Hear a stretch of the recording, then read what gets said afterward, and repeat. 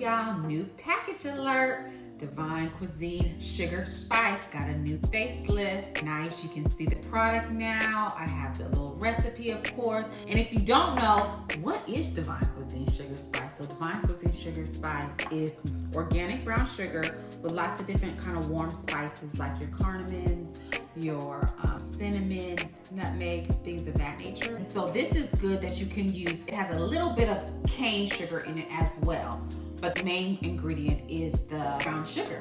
And so you can use this. This is good for vegetables, like if you want to do your butternut squashes or a medley.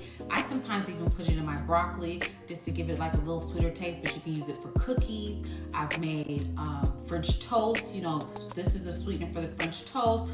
So you can even make an apple pie. Just take this, put this in there, and that's all you need. You don't have to go and get all different types of spices because it has your warm spices in here. So there's a variety of ways. I have recipes on what to use and how to use it at divinecuisine.com, but I just want to give you a couple of things that you knew that you could use it with. And check out our new packaging.